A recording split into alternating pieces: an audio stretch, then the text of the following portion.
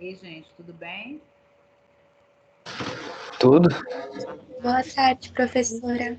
Tudo bem, e você? E aí, como é que foram de final de semana? Tudo tranquilo? Tô tranquilo, professora. Então vamos lá. Deu para descansar um pouquinho. Deu para descansar? Só um pouquinho. Só um pouquinho. Hoje a gente vai, então, finalizar o conteúdo de nervoso agora e depois a gente vai trabalhar reprodutor masculino, tá? Ei, Mariana. Tudo bem com você? Fernanda, Oi. o que você indica para a gente estudar essa parte de reprodutor masculino? Pode ser por anatomia mesmo ou por outro? Não, vocês podem, nessa parte de reprodutor masculino e feminino, continuar ainda com o livro do Junqueira. Ele é um bom livro, tá? Ou qualquer outro de histologia, né? Porque o foco vai ser mesmo a parte histológica e ele já tem um pouco de fisiologia. Deixa eu puxar o link de um livro aqui que eu gosto bastante para vocês trabalharem a embriologia. É o livro da Tatiana Montanari. Ela tem ele em PDF.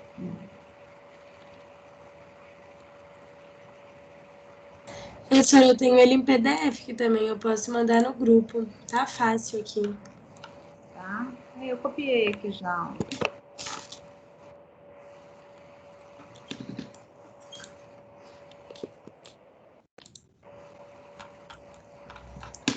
Já cai ele aí também. Ele é muito bom, tá? É esse, não é, Mariana, que você tem? Calma aí, deixa eu ver. Professora, gente, eu mandei no grupo também, tá? O documento lá também. É o mesmo. Aí vocês... Aqui. Mas vocês podem usar o livro do Moore, que é muito bom também. O Langman. Só atenção, porque a maioria dos livros de embriologia, ele traz o conteúdo subdividido em semanas. E nós não vamos trabalhar, semana de desenvolvimento, nós não vamos trabalhar nesse modelo. Eu sempre opto por trabalhar por evento. É muito mais fácil para o aluno entender. Então, eu explico a fertilização inteira, a segmentação inteira, a gastrulação inteira, a implantação inteira, o fechamento ventral. Porque se você fica trabalhando por semana, você tem que falar um pedacinho de cada evento, porque dentro do desenvolvimento embrionário, praticamente tudo está acontecendo simultaneamente, né? Está implantando, ao mesmo tempo que está implantando, está tendo gastrulação, e aí para a gente visualizar o evento é mais complexo. Então eu prefiro trabalhar por evento, tá? Então na hora de estudar pelo livro, a única atenção que vocês precisam de ter é de buscar o entendimento do evento todo, que fica bem mais tranquilo, correto? Mas a maioria dos livros traz por semana. Mas vamos terminar o nervoso. Aí a hora que a gente for começar o reprodutor, feminino e masculino, a gente já sabe que vamos trabalhar dentro da histofisiologia, um pouquinho de anatomia, mas que vocês, na verdade, o que vocês precisam de anatomia, vocês estão vendo com a Adriana, já viram com a Adriana, na IRSE, né? E depois a parte de embriologia, para a gente finalizar esse terceiro módulo aí, iniciar e finalizar esse terceiro módulo da nossa matéria. Então, na parte de nervoso, gente, ficou faltando a gente comentar a respeito de sinapse e a respeito de... Espera aí que eu abri um negócio que não era o que eu queria. da transmissão do impulso, né? Até o momento que a gente comentou de tecido nervoso, tá tranquilo ou vocês estão com dúvida?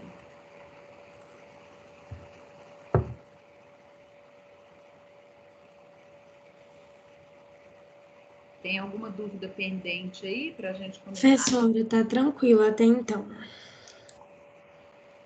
Então, vamos lá. Então, olha só.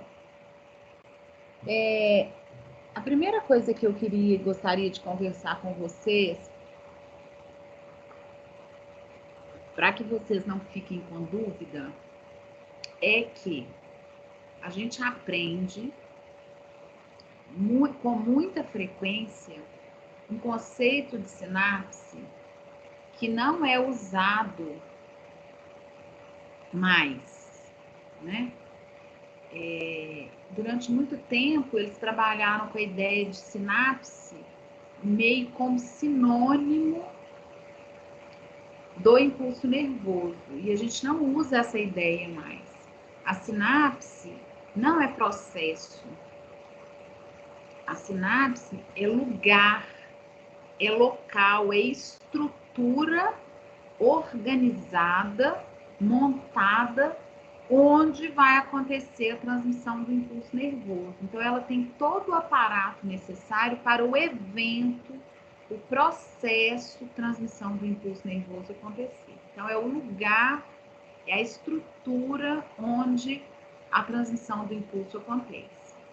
E como a gente está falando de local onde acontece transmissão de impulso, a gente tem que falar de um pedaço que passa e um pedaço que recebe esse impulso nervoso, que a gente já discutiu nas aulas anteriores aí, como sendo a despolarização de membrana, né? Então, quando eu estou falando que eu vou transmitir o impulso nervoso de um neurônio para uma outra célula, eu estou dizendo que o meu neurônio, que é a célula 1, está com a sua membrana despolarizada e com o evento transmissão que vai acontecer na sinapse, vai despolarizar a membrana da célula subsequente. Ninguém transmite nada sozinho. Se você está transmitindo alguma coisa, alguém tem que estar recebendo, né? E é por isso que a sinapse, que é o lugar, o local, a estrutura especializada para acontecer a transmissão do impulso nervoso, tem que ter uma parte que transmite e uma parte que recebe esse impulso nervoso, especializada nisso. Como a gente já comentou nas aulas anteriores, o axônio, né, é o responsável pela transmissão do impulso nervoso. E bem aqui, essa pontinha do axônio, que é dilatada, que a gente chama de botão terminal, botão sináptico ou botão axonal, é essa parte inicial da sinapse. É a parte que vai transmitir o impulso, passar esse impulso para frente. Essa outra porção aqui é a porção que vai receber o impulso nervoso. Então, toda sinapse é subdividida na parte que transmite e na parte que recebe. Só que essas duas partes não são unidas, conectadas. Então, a gente tem um espaço localizado entre as duas. Então, na verdade, toda sinapse é formada por 3 porções. A parte responsável por transmitir, que é chamada de porção pré-sináptica. A parte responsável por receber o impulso, que é chamada de porção pós-sináptica, e entre as duas um espaço denominado fenda sináptica, tá? A porção pré-sináptica é o botão terminal do neurônio, do axônio do neurônio. A porção pós-sináptica pode ser um dendrito de um outro axônio, de um outro neurônio, o corpo de um outro neurônio, o axônio de um outro neurônio, uma célula muscular, uma célula glandular e assim sucessivamente. Ok? Fernanda, então dizer sinapse nervosa seria uma redundância? Porque sinapse só existe nos neurônios? Ou não?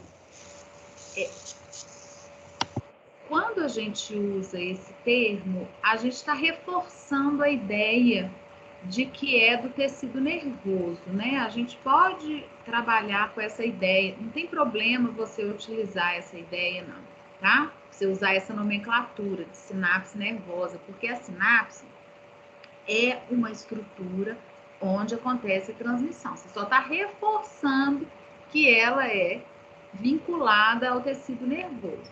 Teoricamente, não precisa de falar, você pode falar só sinapse. Certo? Entendi, obrigada. Porque eu achei que teriam outras regiões chamadas sinapse, né? Mas não, é só com o neurônio mesmo, né? A gente até em alguns outros locais, às vezes, usa essa terminologia, mas ela não é muito usada, não, né? Mais em áreas de comunicação, né?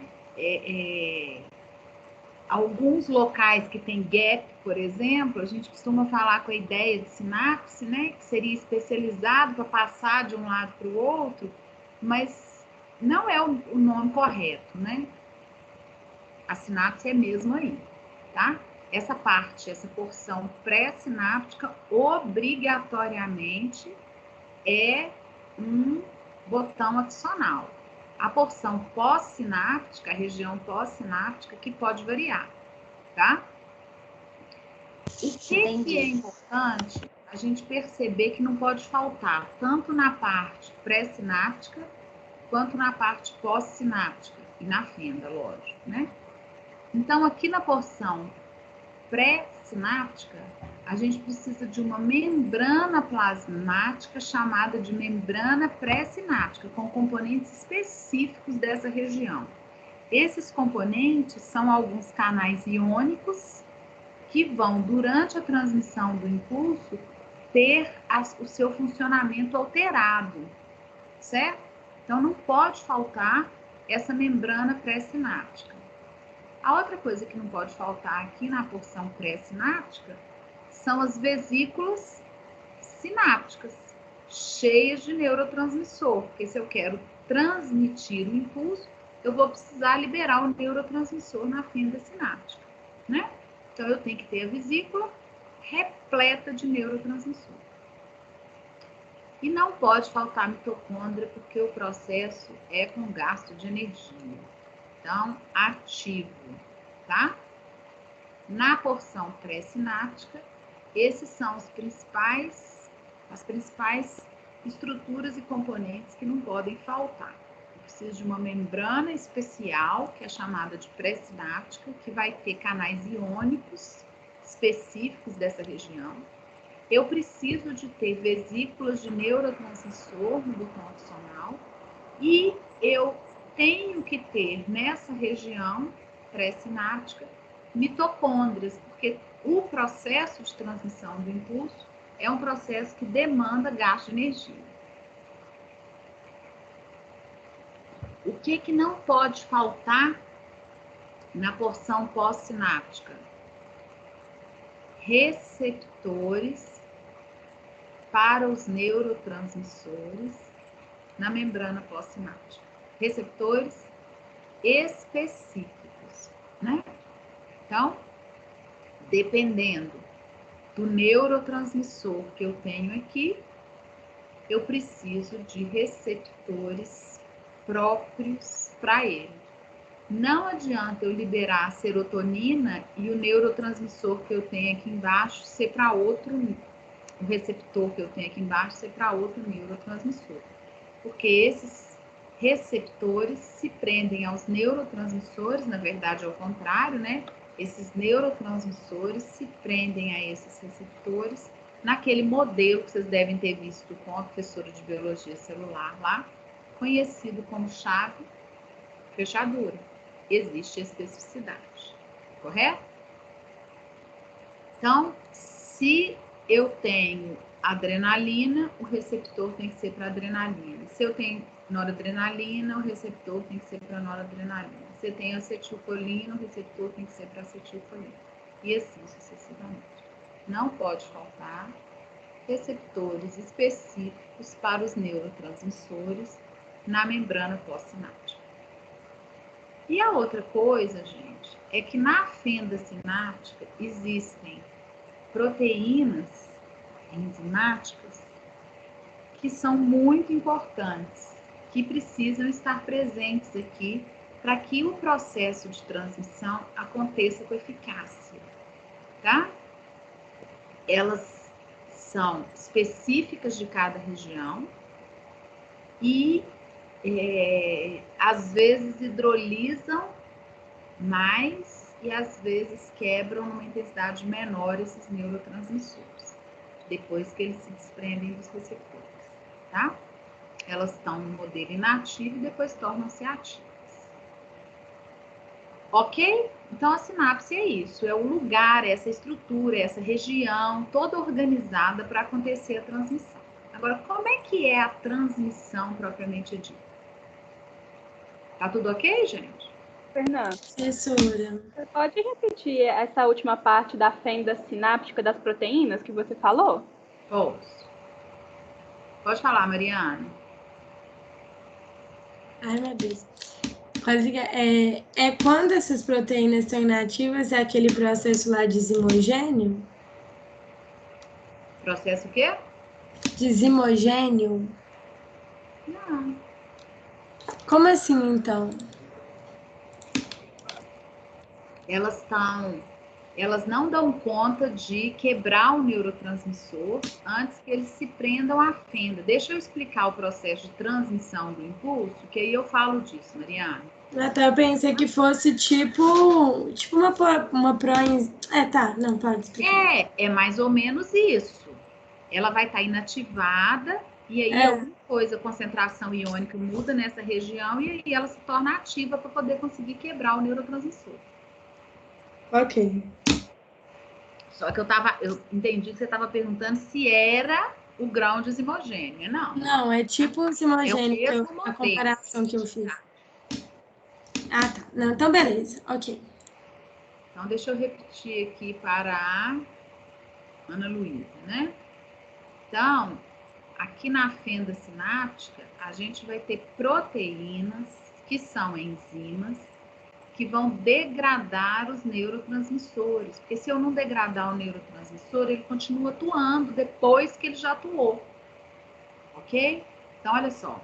Nós vamos ver na hora que comentarmos da transmissão do impulso, que o neurotransmissor vai ser liberado, vai se prender ao receptor, e depois ele solta do receptor e tem que ser destruído.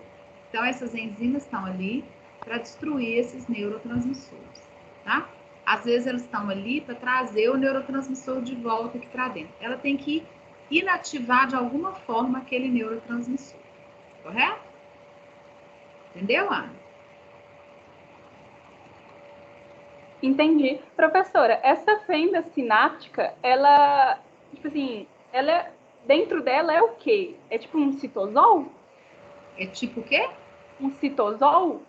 Não, é um espaço mesmo. Mas é vazio? Real. Quê? É um espaço vazio? É um espaço vazio. Ah, então tá. Tá? Só que ele não é grande igual tá aqui no desenho, não. Mas ele existe. Não é colado, fixado, não. É muito pertinho um do outro, mas existe um espaço entre eles. Tá bom? Beleza, obrigada. Nada. Então, olha o que vai acontecer, gente. Quando vai haver a transmissão do impulso, esse neurônio aqui tem que estar com a sua membrana despolarizada, não é assim? E a transmissão do impulso nervoso é exatamente despolarizar a membrana da célula subsequente, não é isso? E aí, o que acontece? Essa despolarização vem andando pela membrana do neurônio até ela atingir a membrana que a gente chamou de pré-sináptica. Quando despolariza a membrana pré-sináptica, a gente tem uma alteração do funcionamento dos canais iônicos, que nesse momento nós não vamos aprender quais são eles não, vocês vão estudar isso na fisiologia. Nesse momento nós só vamos falar que tem canais por onde íons transitam. E eu mudo o funcionamento desses canais iônicos com essa despolarização de membrana. Só para a gente entender que como eu mudei o funcionamento do canal iônico, eu mudo a concentração iônica dentro do botão axonal, tá? E toda vez que tem mudança de concentração iônica nessa região, eu tenho fusão de membrana. Quais membranas fundem? A membrana da vesícula sináptica com a membrana pré-sináptica. Se eu tenho fusão dessa membrana com essa membrana aqui, eu despejo o conteúdo dessa vesícula na fenda. E o que tem dentro da vesícula sináptica são os neurotransmissores. Então, esse neurônio liberou neurotransmissores a partir da sua despolarização de membrana. Por quê? A membrana pré-sináptica tornou-se despolarizada, alterou o funcionamento dos canais iônicos, alterou a concentração iônica dentro do botão axonal, ocorreu fusão da membrana da vesícula sináptica com a membrana pré-sináptica. E, como consequência, o neurotransmissor foi despejado na fenda sináptica. Só que a membrana da área pós-sináptica, que está voltada para a fenda, é cheia de receptores para o neurotransmissor que esse neurônio está liberando. E quando esses neurotransmissores são despejados na fenda, eles se prendem a seus receptores. E quando os neurotransmissores se prendem aos receptores da membrana pós-sináptica, acontece despolarização dessa membrana. E a consequência da despolarização dessa membrana é a transmissão do impulso nervoso. Eu passei a despolarização dessa membrana para essa membrana aqui de baixo. Transmitir o impulso nervoso. Só que toda despolarização de membrana, gente, é seguida de repolarização. Então, eu despolarizo aqui em cima repolarizo. Eu despolarizo aqui, o ponto acima repolariza. E a mesma coisa vai acontecer aqui. Então, o neurotransmissor grudou aqui. Eu despolarizo essa região. Essa despolarização vai andando e essa membrana vai repolarizando. Quando a membrana repolariza, o neurotransmissor desgruda do seu receptor e cai de novo na fenda. Só que ele já estimulou a célula seguinte. Então, ele precisa agora ser inativado.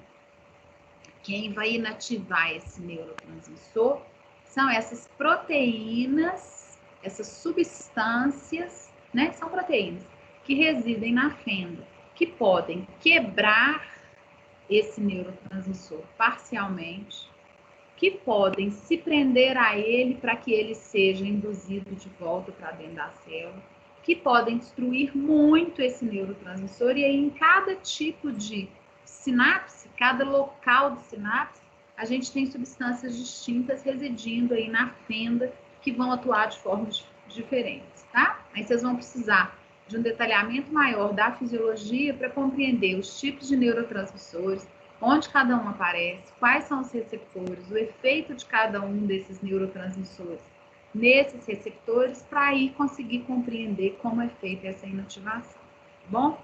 Então, essas proteínas que residem na fenda sináptica podem destruir parcialmente esses neurotransmissores, destruir bastante, não chega a destruir completamente não, mas com mais intensidade esses neurotransmissores, se prender a eles, inativando, fazendo com que eles voltem aqui para o neurônio. De todo jeito ele volta. Ele pode voltar íntegro, com pouca quebra, íntegro, mais quebrado, mas ele precisa voltar, porque esse neurônio precisa reutilizar, reciclar esse neurotransmissor, porque senão ele não tem aminoácido suficiente para produzir o volume de neurotransmissores necessários que o nosso corpo demanda dessa produção constante, tá?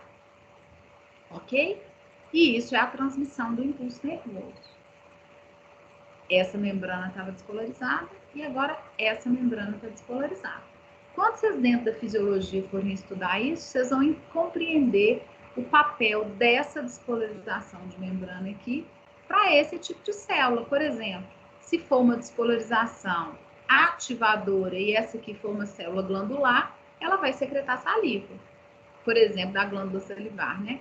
Se for uma despolarização que está gerando o aparecimento de um mensageiro secundário inativador, vai fazer bloquear a liberação e assim por diante. Vocês precisam de um pouco mais de conteúdo da biologia celular, da fisiologia, para conseguir compreender isso com mais detalhamento. Mas é o que vai acontecer. Despolarizei essa membrana, eu vou modificar alguma coisa dentro dessa célula que vai destravar todo o processo de ativação ou inibição dela, né? Ok? Por que eu preciso bloquear esse neurotransmissor aqui? Porque senão ele liga de novo no receptor e estimula novamente essa célula, né? As drogas ativadoras do sistema nervoso central fazem isso. As drogas inibidoras fazem com que quando esse neurotransmissor caia na fenda, ele não consiga se prender a esses receptores, né? Não consegue modificar esses receptores e, consequentemente, apesar desse neurônio liberar o neurotransmissor, essa outra célula aqui não está recebendo esse neurotransmissor. Professora, Tá bom? aquela hora você falou que o neurotransmissor tem que voltar? Ele volta aqui para dentro dessa célula, desse neurônio. Mas essa parte aí que tem recuperar, esse set aí que tá recuperação de membrana pelas vesículas cobertas. Não entendi, tipo, isso, o que isso tem a ver? É assim, Mariana, porque imagina o meu botão adicional tá aqui na minha mão. Cada vez que uma vesícula de neurotransmissor funde para liberar o neurotransmissor na fenda sináptica, eu aumento a minha área de membrana aqui. Então, eu estou fazendo uma reciclagem de membrana. Só que cada vez que eu coloco vesícula coberta para dentro para reciclar a membrana, esses neurotransmissores que foram utilizados aproveitam isso aqui e retornam. Por isso que tem receptores aqui, o processo é seletivo. Eu vou puxar esses restos desses neurotransmissores para dentro dessa célula. Aí eu faço duas coisas ao mesmo tempo. Eu reciclo a membrana e eu reciclo o próprio neurotransmissor que foi secretado durante o processo de transmissão do impulso. Tá? Entendi. Entendeu? Porque senão, o que eu vou fazer com o botão adicional? Eu vou aumentar ele o tempo inteiro. Então, na lateral, eu tenho que o tempo inteiro tirar a membrana. E eu tiro os neurotransmissores que já estão nesse momento inativados. Ok? Dúvidas? Professora. A gente fica meio limitado na hora que vai falar disso. O meu papel aqui é falar de sinapse. Só que não tem o menor sentido eu contar para vocês o que é uma sinapse, não fala nada de transmissão de impulso, né? Eu acho que fica muito pobre.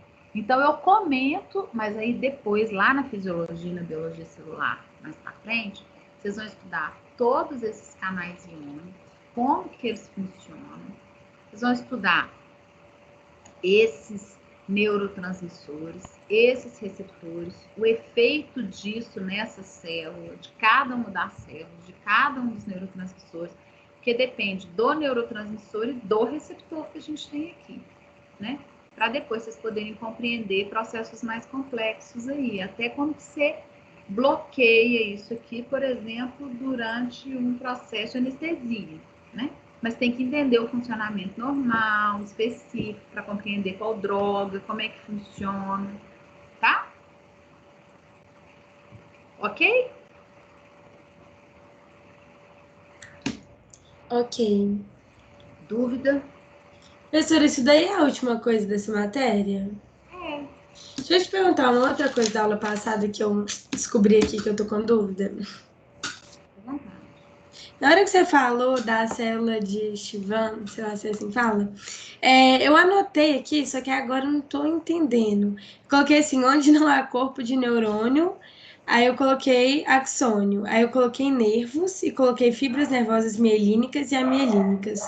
E aí eu não entendi de onde isso surgiu, assim, eu tô meio, o que que é isso aqui que eu coloquei? Você pode retomar, por favor, rapidinho?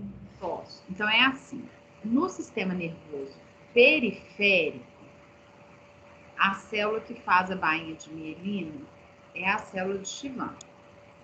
No central é o oligodendrócito. Então aqui nós estamos falando, já que você está falando de célula de Chivan, nós estamos falando de sistema nervoso periférico. As células de Chivan, elas só ficam na região onde tem as fibras nervosas, que são os axônios. E no sistema nervoso periférico fica mais ou menos separado. Locais onde tem corpos de neurônio, que seriam os gânglios, e os nervos, onde a gente tem as fibras nervosas. Então, as células de Chivan estão próximos a essas fibras nervosas, que são os axônios dos neurônios, cujos corpos estão nos gânglios, tá? Se a célula de Chivan abraçar o axônio e enrolar ao redor dele, ela forma bainha de mielina. Então, a fibra nervosa vira mielínica. Se ela não abraçar, não enrolar, não envolver aquele axônio, você vai ter fibra nervosa amielínica. A fibra nervosa mielínica transmite uma velocidade menor comparada com a fibra nervosa mielínica, porque a bainha de mielina acelera o processo de transmissão, tá? Tá bom, beleza, entendi. Mais alguma dúvida, gente? Professora, no sistema nervoso periférico, quando eu encontro os corpos de neurônios, eles não têm dendrítios? Tem. Porque eles ficam naquele formato mais esférico, né? Em vez de estrelado, eu imaginei que... Mas o formato esférico, ele também tem dendrito. Olha aqui, ó.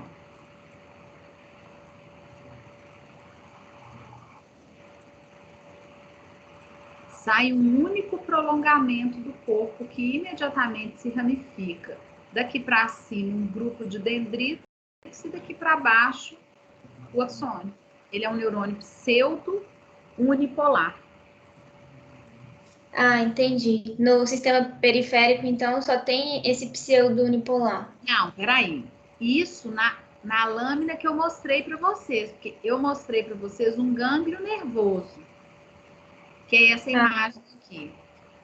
No gânglio nervoso, que é do sistema nervoso periférico, gânglio nervoso espinhal, tá do lado lá da medula, os neurônios são esféricos. Mas nem sempre é assim. Os neurônios, por exemplo, dos gânglios nervosos do plexo mioentérico, que estão lá no intestino, eles são piramidais, olha aqui. Esse sistema nervoso periférico também. Ele é na forma de uma pirâmide, um triângulo assim, tá? Entendi, obrigada. Regra. Mais alguma dúvida, gente?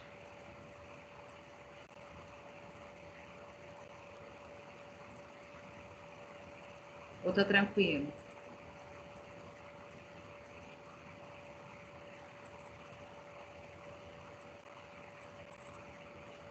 Essa imagem aqui, ó, ela mostra pra gente os corpos de neurônio, sistema nervoso central, no caso, que é medula, as células da glia, ó, todas elas.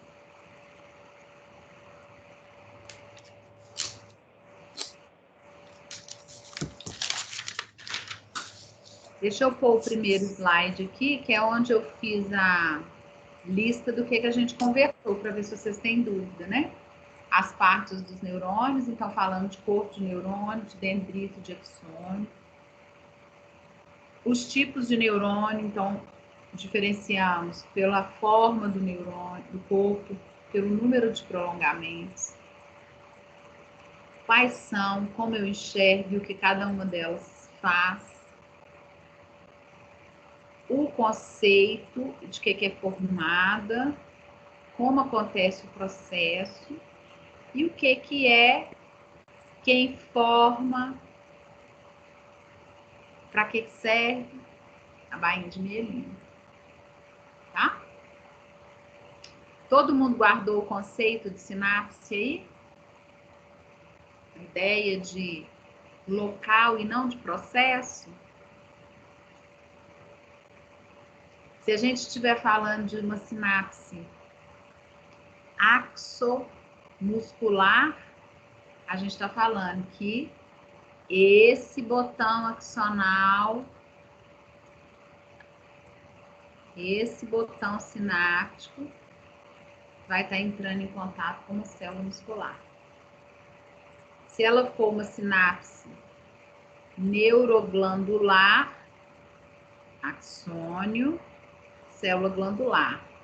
Axossomática, axônio e corpo do neurônio. Axodendrítica, que é a mais comum, né?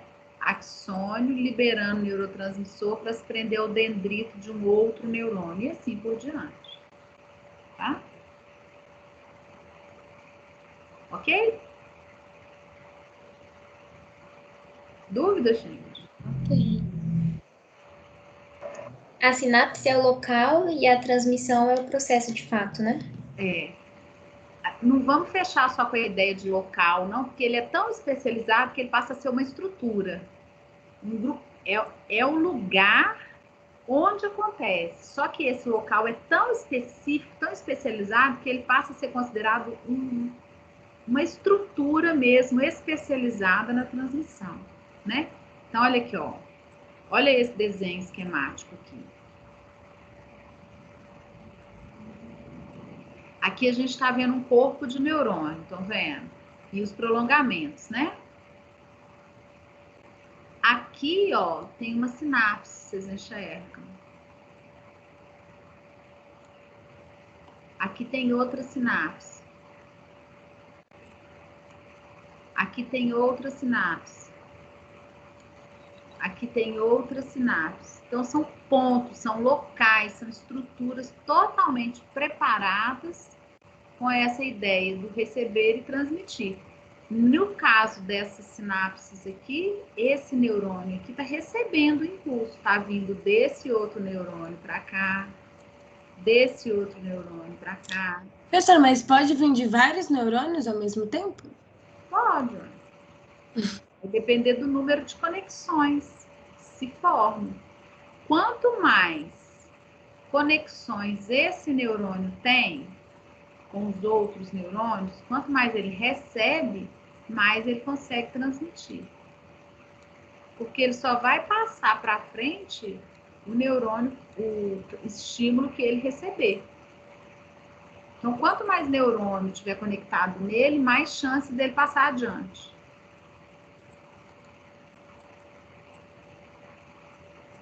São várias, sempre.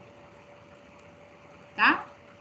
Elas não precisam de ser do mesmo neurônio, né? E nem são, pelo desenho ali.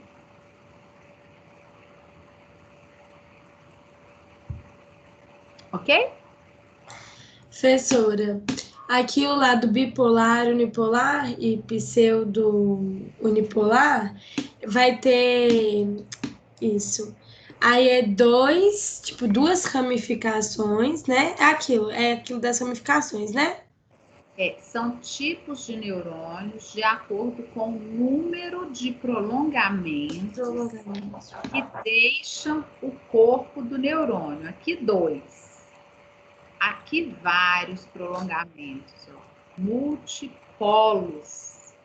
Aqui 1, Só que se ele fosse um neurônio unipolar, ele teria ou só dendrito ou só axônio. E ele tem dendrito e axônio. Então, ele é um pseudo unipolar, que esse prolongamento que sai ramifica em dendritos e axônio.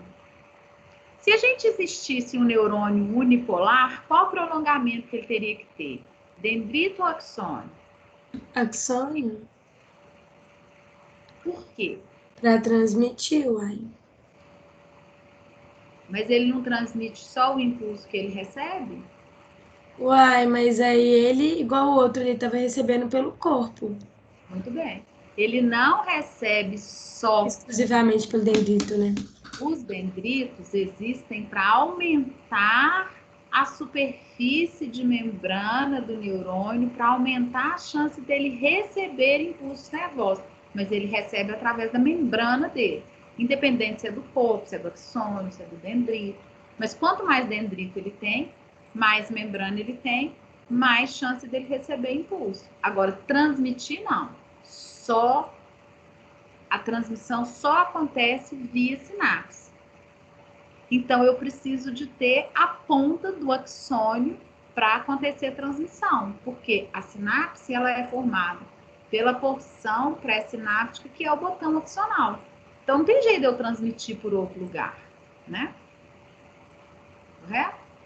Mas não tem nenhum descrito, não, tá? Tá.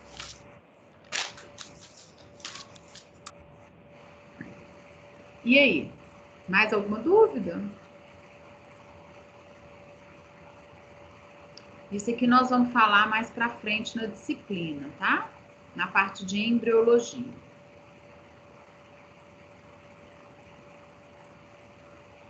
Podemos passar para o início do sistema reprodutor masculino? Podemos. Podemos.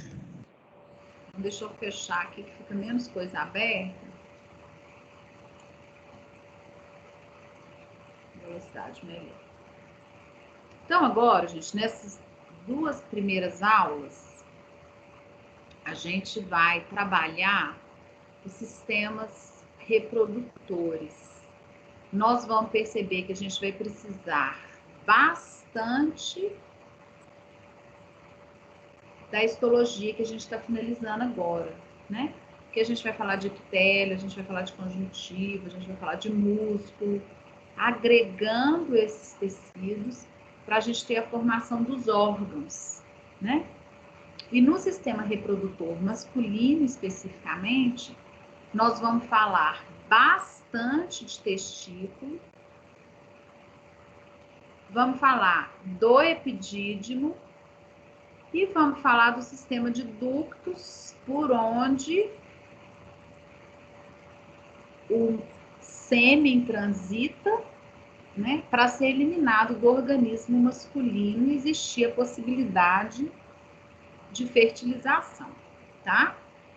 Vamos comentar sobre o ducto deferente e, posteriormente, vamos citar a presença da uretra e vamos comentar das glândulas anexas ao sistema digestório. Desculpa, gente, ao sistema reprodutor. Acabei de dar aula do sistema digestório.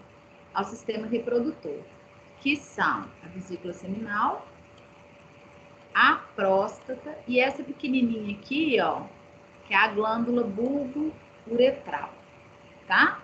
Então, o espermatozoide vai ser produzido aqui,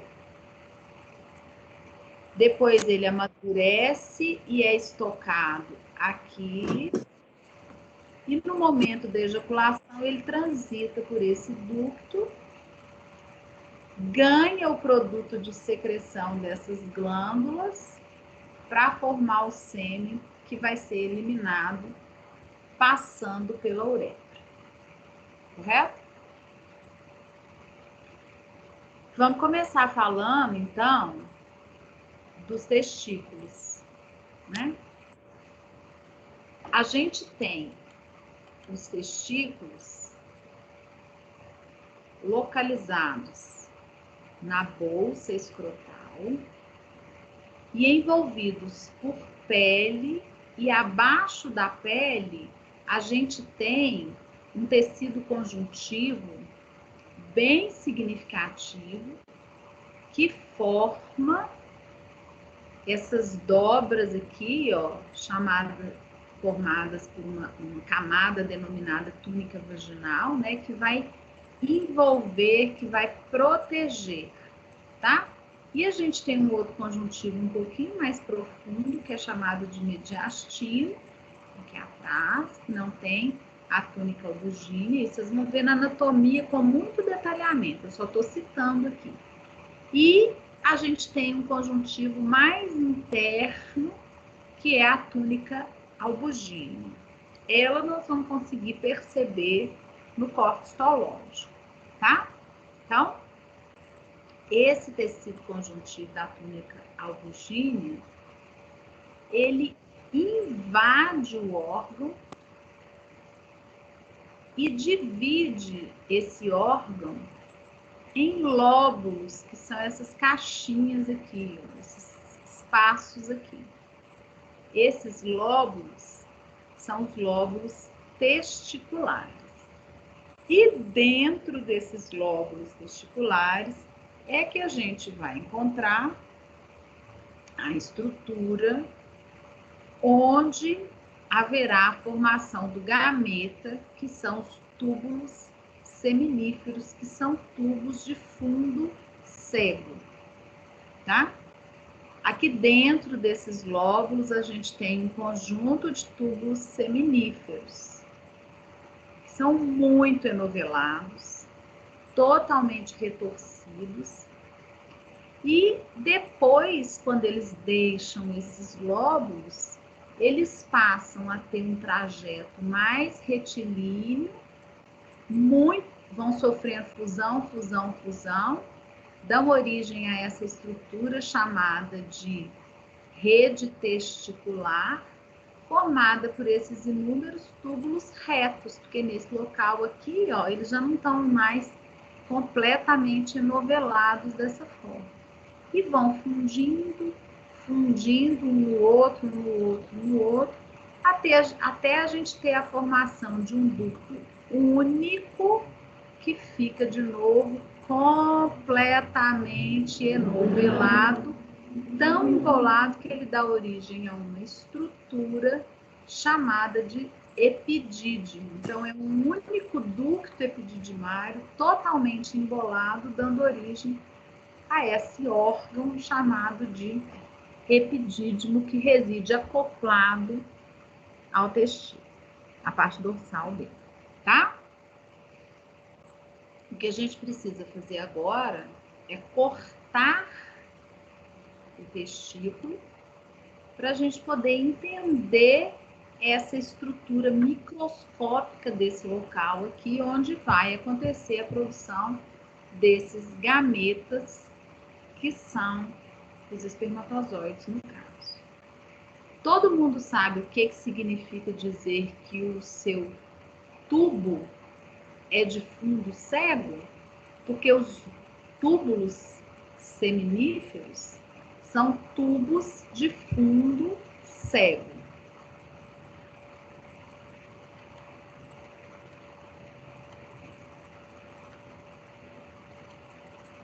Sabe, gente, ou não? Não. Sim, é igual quando você falou na aula de circulação linfática, e aí os vasos linfáticos têm o fundo cego, que é tipo, tem a parte aberta que tem para a luz e a parte que é exatamente o que você desenhou agora, assim. Esse aqui, ó, ele não tem fundo cego, ele é aberto do lado de cá. Uhum. E ele é aberto do lado de cá. Um vaso sanguíneo não é um vaso de fundo cego, ele é aberto nas duas extremidades.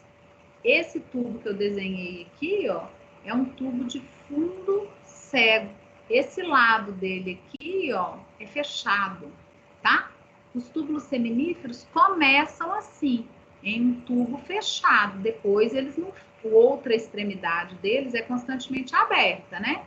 Vai ficar reto, vai virar túbulo reto, vai fundir na rede testicular, até formar o ducto deferente. Aí é tudo tubo aberto, tá? Então, só a ponta inicial do testículo, do túbulo seminífero, que mostra-se dessa forma. Ô, gente, eu tô que falo da histologia do testículo, mas o que o testículo faz, hein? Que órgão é esse? Quais são os principais papéis dele? 2. Um nós já citamos, que é produzir o gameta. O outro papel é endócrino. Testículo é glândula endócrina. Libera hormônio. E não é um órgão glandular epitelial, igual a gente acabou de estudar na histologia. Mas em termos fisiológicos, testículo pode ser considerado e é considerado um órgão endócrino, porque ele vai estar envolvido com a produção de um hormônio extremamente importante para o desenvolvimento do organismo, que é a testosterona, né? Então, vamos cortar isso aqui para a gente entender como que é o lóbulo e dentro do lóbulo que tem o túbulo seminífero e dentro e fora do túbulo seminífero, o que existe nessa região aí, né? Aqui tá melhor da gente ver os lóbulos, tá melhor da gente ver os túbulos retos, tá melhor da gente ver a rede testicular e que eles vão fundindo, até formar um tubo único, né?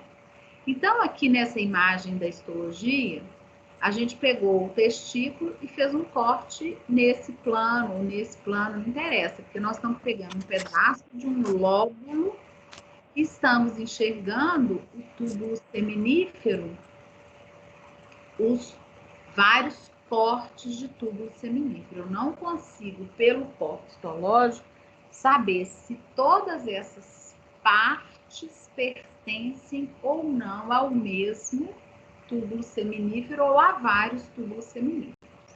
O que a gente quer fazer agora é entender o epitélio que reveste internamente esse tubo que vai produzir os gametas e o tecido, as células que estão localizadas do lado de fora do túbulo seminífero. Esse espaço entre as células vai abrigar, entre os túbulos seminíferos, vai abrigar células extremamente importantes. Então, a gente tem que estudar tanto dentro do túbulo seminífero, quanto do lado de fora do túbulo seminífero. E nós vamos começar falando do epitélio seminífero, que é o tecido epitelial que reveste internamente o túbulo seminífero, que não tem uma classificação corriqueira como a gente está acostumado. A gente não vai falar se ele é simples, se ele é estratificado, se ele é pseudoestratificado, se ele é cúbico. A gente não usa essa classificação. Ele é um epitélio especial, conhecido como epitélio seminífero, né?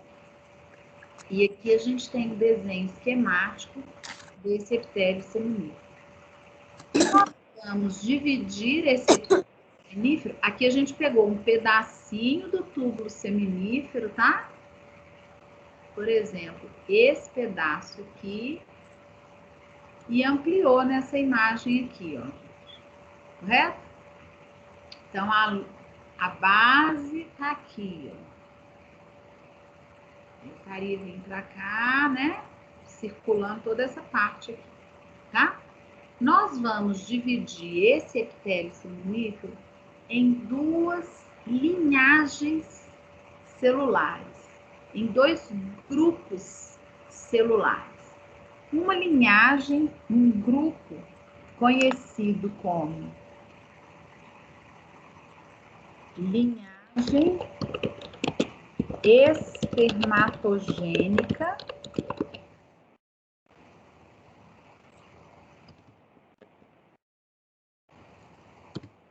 e a linhagem nutridora.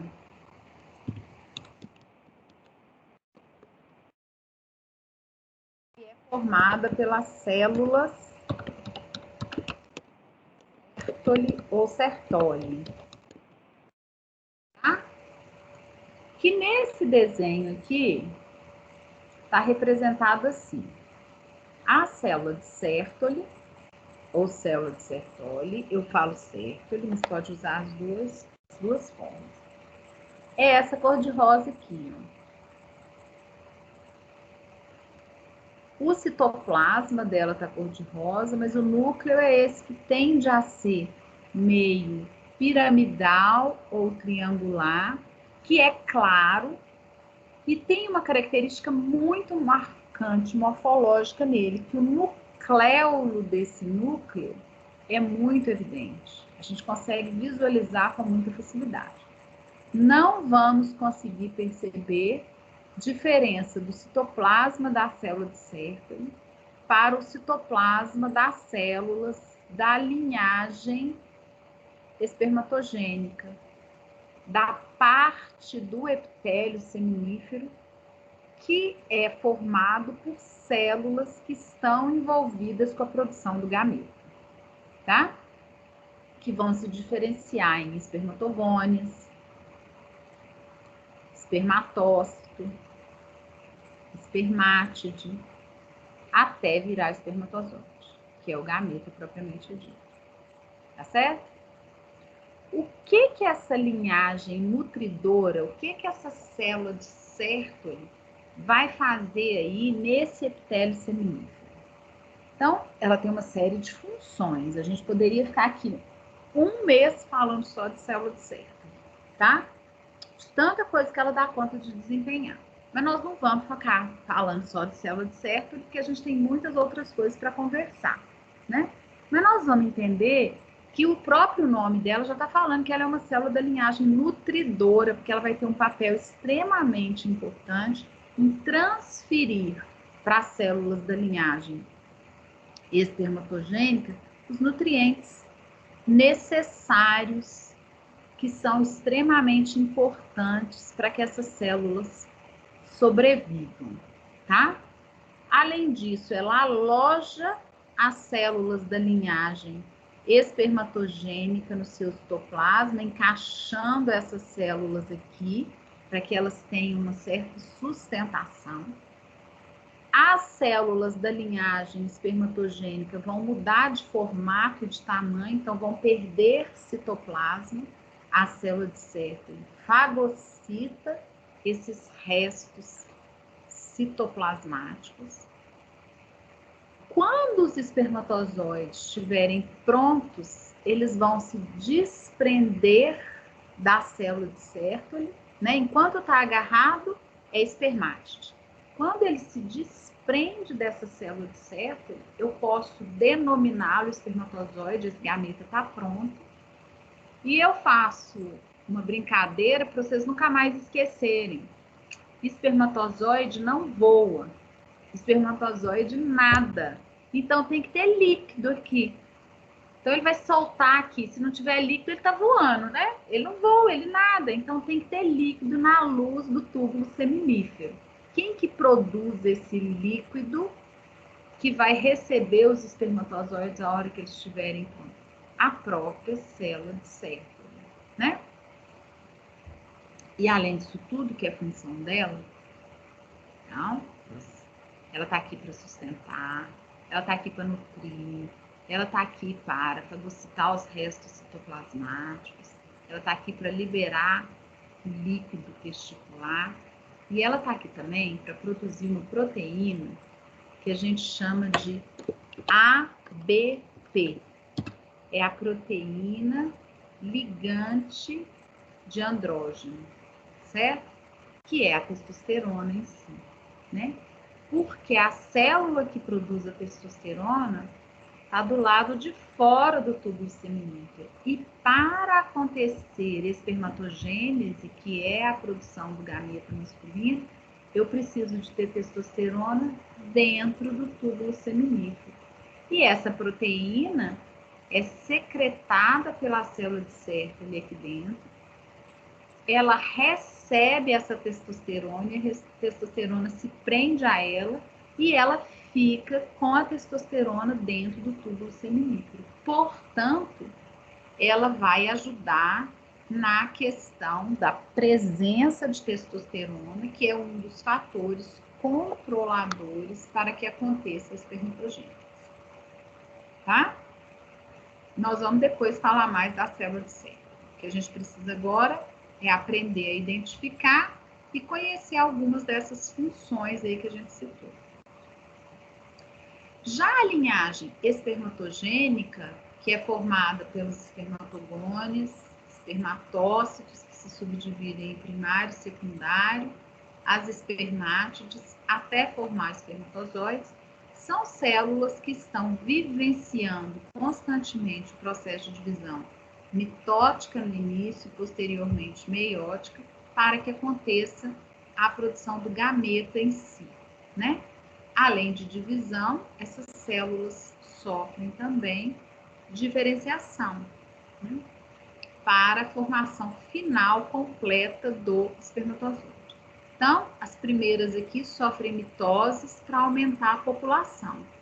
A partir de um determinado momento, essa célula entra em meiose e passa a sofrer divisões até formar espermátide.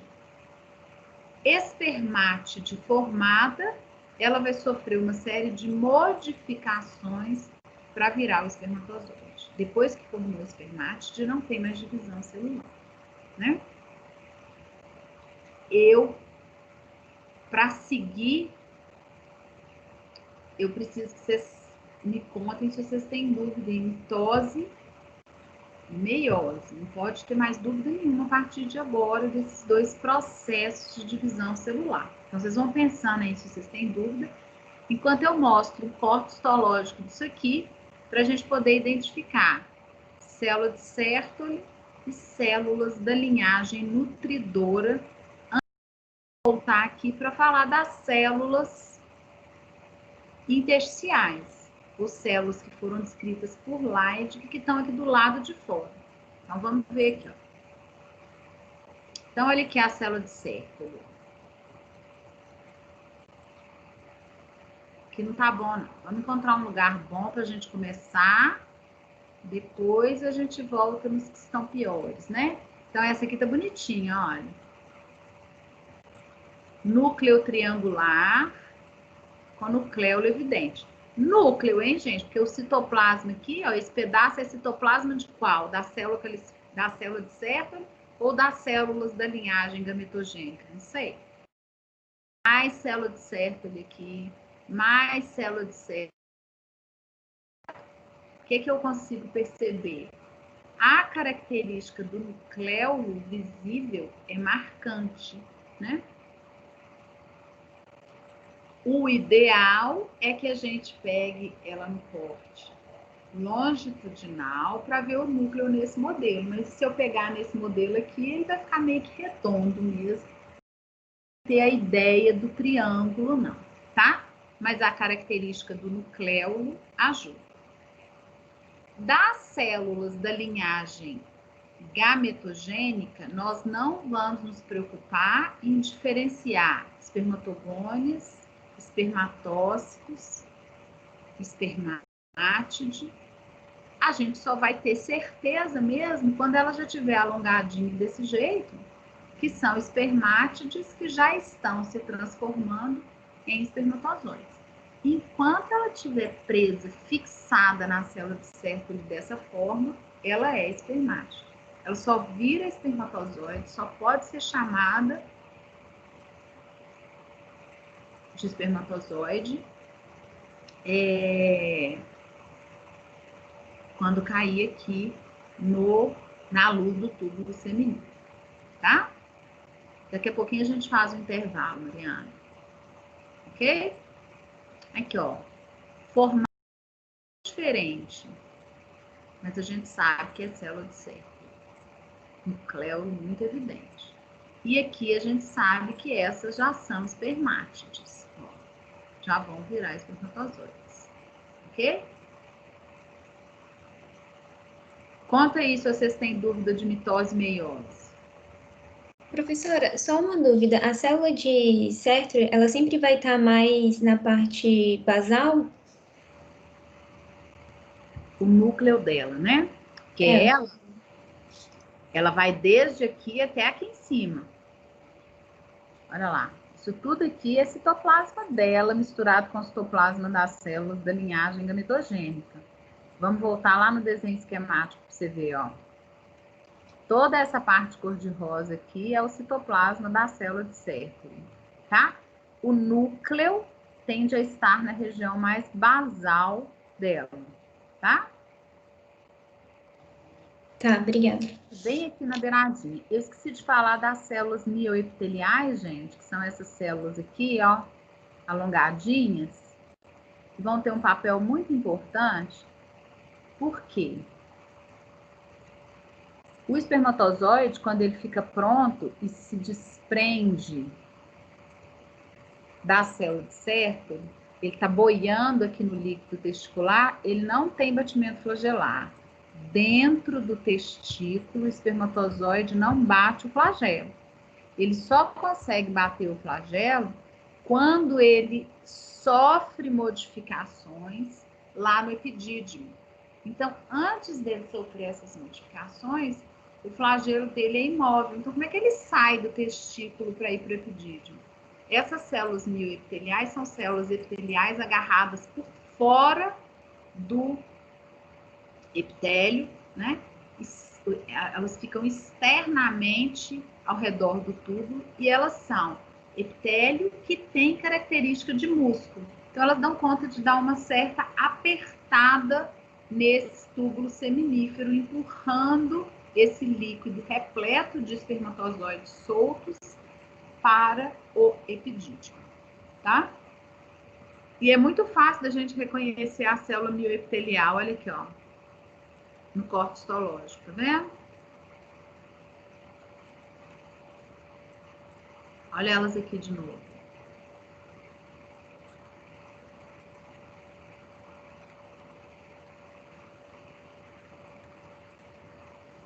Lá no desenho, professora, ele puxa uma setinha ali, como se fosse na mesma célula, só que ele coloca fibroblasto. Eu tenho tanto células miopiteliais como fibroblastos? Não, é porque, olha só, é diferente, tá? São células diferentes. Elas são parecidas na morfologia, mas elas são distintas. O fibroblasto é a célula do conjuntivo. Essa célula está agarrada nessa lâmina basal aqui, só que ele não mostra perfeitamente, né? E ela está conectada à parede do tubo, tá? Elas são diferentes, morfologicamente são até bastante parecidas, mas no desenho tá pior de ver do que aqui, ó. Porque olha só, essa aqui é fibroblasto, tá vendo? Tá fazendo fibroblasto não, né? Célula do conjuntivo, porque fibroblasto a gente não diferencia de verdade, né? Essa é mióide, tá vendo? Ou mioepitelial, como que ela tá agarrada aqui, é muito diferente. A outra faz parte do tecido e as mioepiteliais estão grudadas, conectadas a esse epitélio seminífero, tá? Entendi.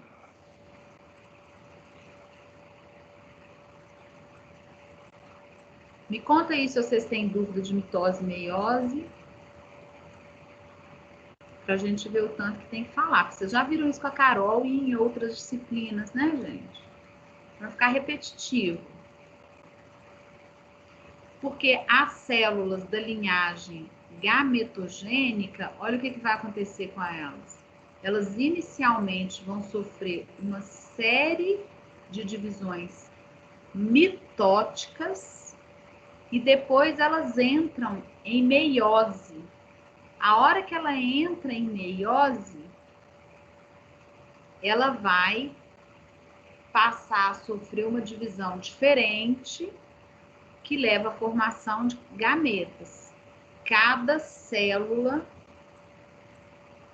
espermatogônia que virou o espermatócito 1, porque entrou forma 4 espermatozoides. Ok? Diferentes. Lembram disso? Com carga genética reduzida pela metade? Inicialmente... Sim. O quê? Sim, professor. Inicialmente, as divisões mitóticas são sucessivas e completas. Depois que elas deixam de ser espermatogônias do tipo A, elas passam a ter divisões mitóticas incompletas. Olha lá. Vejam se vocês percebem que essa célula dividiu em duas completamente separadas. Essa célula dividiu em duas completamente separadas. Essa dividiu em duas completamente separadas. Essa dividiu em duas. Mas aqui agora elas permanecem conectadas por um pedacinho de citoplasma, vocês estão vendo? A partir do momento que as mitoses mantêm esse pedacinho de citoplasma, eu já estou direcionando para que aconteça, a partir de uma única célula, a formação de um pool significativo de espermatozoides, porque essa ponte citoplasmática que permanece faz todo mundo dividir ao mesmo tempo. Então, ela entrou em meiose, todo mundo entra em meiose. A outra passou para meiose, da meiose 1 para meiose 2, todo mundo está vivenciando o mesmo momento. E isso faz eu produzir um tanto de espermatozoides simultaneamente. Porque se eu não mantiver essa ponte citoplasmática, eu posso começar essa célula agora em meiose e a outra daqui 10 segundos. Então, eu vou produzir espermatozoides em um momento diferente. E eu preciso de um grande volume de espermatozoides prontos simultaneamente para que aconteça, na hora da ejaculação, uma liberação de um volume muito significativo de espermatozoides possíveis de fertilizar, tá?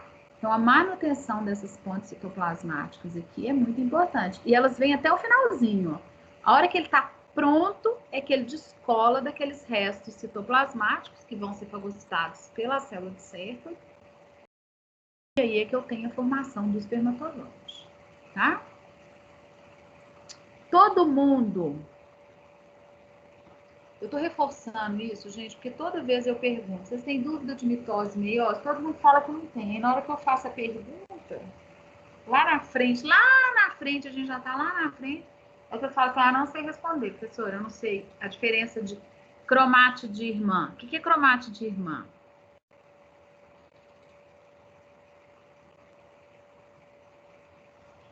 É como se fosse um alelo?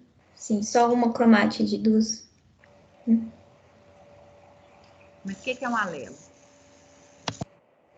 Eu tenho 23 cromátides irmãs, não é isso? Não, você tem 23 cromossomos. Cromátide de irmã é quando o cromossomo está duplicado, aí como se fossem as duas perninhas, não é? Mas o que é isso, gente? São as duas perninhas. Mas o que elas representam? Que o cromossomo está duplicado, não? Sim. Ele está duplicado. Mas o que significa dizer que ele está duplicado? Que ele tem a carga genética 2 vezes, seria isso? Cópia, né? Cópia. Eu tenho uma... então deixa eu começar por uma pergunta diferente. Quantos cromossomos a gente tem nas nossas células? 46. 46. Não precisa ter vergonha de falar não, hein, gente? É pra gente esclarecer e não ficar com dúvida boba, duvidazinha. Porque agora é a oportunidade da gente resolver esses problemas. Então, essas células aqui, ó, todas têm 46 cromossomos, correto? E eu tô fazendo mitose, né? Então, eu tô fazendo cópia dos meus 46 cromossomos, correto? Então, eu faço o cromossomo 1 duplicado, então eu tenho ele e uma cópia idêntica a ele, uma cromátide irmã dele. O cromossomo 2 está aqui. Ele, quando duplica, ele passa a ter uma cópia idêntica e ele tem, então, uma cromátide irmã dele. O cromossomo 3, a mesma coisa e assim por diante. Então, eu vou ter 46 cromossomos duplicados para dividir mitotecamente, né? Assim. E como eu quero fazer células idênticas desse processo, eu vou separar quem? Cromátides irmãs, que são cópias idênticas, né? Assim. Então, eu peguei o cromossomo 1, o meu cromossomo 1 está preso lá nas minhas fibras do fuso. Na hora da anáfase, eu pego essa cromátide, que é idêntica a essa, porque ela é uma cromátide irmã, ela é uma cópia. Essa vai para esse lado e essa vai para esse outro lado. Eu faço a mesma coisa no cromossomo 2, a mesma coisa no cromossomo 3, no 25, 28, no 46.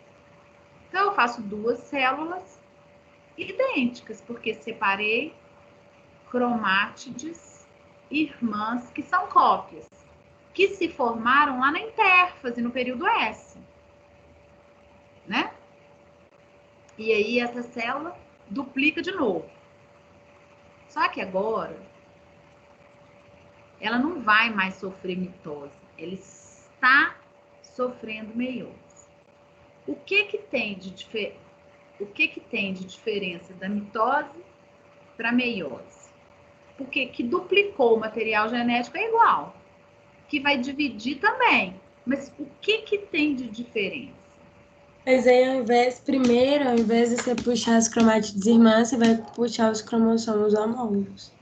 E aí depois... São cromossomos homólogos? Oi? O que que são cromossomos homólogos? Uai, correspondentes, tipo 1 e 1, entendeu? 2 do 1, tem 2 do 1. Aí vai um do 1 para um lado, um do 1 para o outro. Aí depois é a outra reducional, né? Aí depois é a outra, e aí que vão as cromátides. Aí vai ter metade em cada célula. Metade, entendeu? Entendi. Agora me conta um detalhe. Da onde que vieram esses cromossomos homólogos? Por que que eles são homólogos? Porque Eu tenho 46 cromossomos nas minhas células, não é? Da onde que eles vieram? Metade do pai e metade da mãe. 23 do meu pai e 23 da minha mãe. Esses 23 são homólogos aos 23 da minha mãe e do meu pai, certo? Então, o cromossomo 1 da minha mãe tem um muito parecido, que é o 1 do meu pai. Eles são homólogos. E na meiose estão duplicados, cada um com a sua cromátide irmã. É assim? O 2 que veio da minha mãe tem um muito parecido que veio do meu pai. Só que na divisão eles estão duplicados porque eu preciso separá-los. Correto? Cópias idênticas. E aí esse material genético, a primeira coisa diferente que tem quando esse material entra em meiose é que vai ter um evento durante a prófase inicial, que é chamada de prófase 1, porque agora nós vamos ter 2 momentos de divisão na meiose, diferente da mitose, que foi um momento só. Acontece um pedacinho de um, vai para um pedacinho do outro, aquela troca que é a recombinação ou crossing over, que vocês já estudaram detalhadamente com a Carola na genética. E isso faz a gente ter, no final das contas, fitas que antes eram idênticas, um pouquinho diferentes, né? Então, vamos imaginar que o cromossomo 1 da minha mãe é cor-de-rosa e fez uma cópia cor-de-rosa. E o 1 do meu pai é azul e fez uma cópia azul. Eles são idênticos, rosa com rosa e azul com azul. Só que na hora do crossing over, o pedaço de uma cromátide da mãe mistura com um pedaço de uma cromátide do pai, troca de lugar. Então, eu vou ficar com uma cópia toda cor-de-rosa, a outra, um pedação cor-de-rosa com um pedacinho azul que trocou de lugar, a outra, um pedação azul com um pedacinho cor-de-rosa que veio para cá, e a outra toda azul. Então, não vai ter nenhuma cópia idêntica mais. tudo diferente, cor de rosa, rosa com azul, azul com rosa e azul.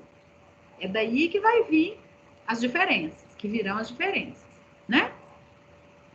Só que está na meiose. Na primeira anáfase, que é a separação do material, eu vou separar na anáfase 1 da meiose os cromossomos homólogos. Então, esse 1 da minha mãe, duplicado, migra para cá. E esse 1 do meu pai, duplicado, migra para o outro lado. E com isso eu reduzo o número de cromossomos dentro da minha célula. Eles estão duplicados, mas agora eu não tenho mais 46 cromossomos. Eu tenho 23 duplicados. E aí ele vivencia um outro processo de divisão celular, uma continuidade, né, muito idêntico à mitose. Nesse segundo momento, nessa segunda anáfase, eu separo as cópias, as cromátides irmãs, que não são mais idênticas, né, nesse momento, porque já sofreu recombinação. Então, vai ficar o cor de rosa numa célula, o rosa com azul na outra, o azul com rosa na outra célula e o todo azul na outra célula. Então, eu vou ter material genético idêntico mais dentro de cada uma delas. Às vezes muito parecido, mas às vezes bem diferente. Correto? A gente tem duas diferenças básicas em termos de evento de meiose com mitose. Um é a recombinação na prófase 1 e outro é a anáfase 1 com divisão, com separação de cromossomos homólogos. O resto é tudo idêntico da mitose. Tudo igualzinho. Tá? Não pode ter essas dúvidas, porque aqui agora nós estamos falando de formação de gameta, e formação de gameta tem metade da carga genética. Ok? Depois que terminou a meiose, gente, eu formei espermátide. E aí vai mudar um monte de coisa para virar espermatozoide. E esse monte de mudança é esse aqui. Tá? Nós vamos falar daqui a pouquinho. Vamos fazer 5 minutos de intervalo, que a Mariana tinha até pedido para fazer um pouquinho antes das 5, já são 5 para 5. E a gente volta falando dessas modificações que acontecem na espermátide para ela virar espermatozoide. Ok? Eu vou encerrar a conferência, gente. Vou parar de gravar. Vou encerrar a conferência só porque senão depois a aula fica muito grande, muito pesada, e eu não consigo fazer upload dela, tá bom? 10 minutinhos de intervalo aí, a gente volta daqui a pouco, tá? Tá bom. Ok. Se vocês tiverem dúvida, a hora que a gente voltar,